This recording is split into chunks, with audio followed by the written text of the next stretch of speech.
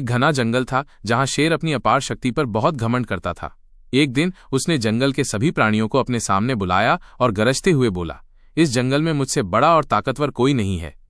शेर की दहाड़ सुनकर सभी जानवर सहम गए और डर के मारे चुपचाप खड़े रहे, सिवाय एक हाथी के जो हल्की मुस्कान के साथ खड़ा था। शेर की नजर उस पर पड़ी और उसने क्रोधित होकर पूछा, हाथी, तुम क्यों मुस्कुरा रहे हो?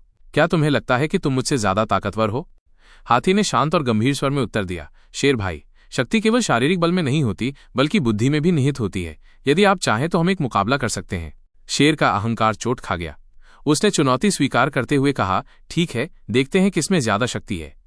मुकाबले का नियम तय हुआ। दोनों को जंगल के मध्य में खड़े होकर एक विशाल वृक्ष को गिराना था। शेर ने अपनी पूरी शक्ति लगा दी। वो जोर जोर से दहाड़ा, अपने नुकीले पंजों से पेड़ को खरोचा और अपने दांतों से उसे काटने का प्रयास किया, लेकिन पेड़ अपनी जगह से जरा भी नहीं हिला। दूसरी ओर हाथी ने बिना किसी हड़बड़ी या क्रोध के शांत चित्त से पेड़ को अपनी विशाल सूंड से पकड़ा। उसने अपनी बुद्धि और बल का सही तालमेल बिठाया और देखते ही देखते पेड़ को जड़ सहित उखाड़कर शेर के सामने रख दिया। शेर यह देखकर स्तब्ध रह गया। उसका सिर शर्म से झुक गया। हाथी ने समझाया, ताकत का अर्थ केवल शोर मचाना नहीं है, बल्कि सही समय पर सही तरीके से कार्य करना है। सभी जानवरों ने तालियां बजाईं और शेर को अपनी गलती का एहसास हो गया। उसने समझ लिया कि घमंड करने से कोई महान नहीं बनता, बल्कि वास्तविक शक्ति तो बुद्धि और विवेक में होती है।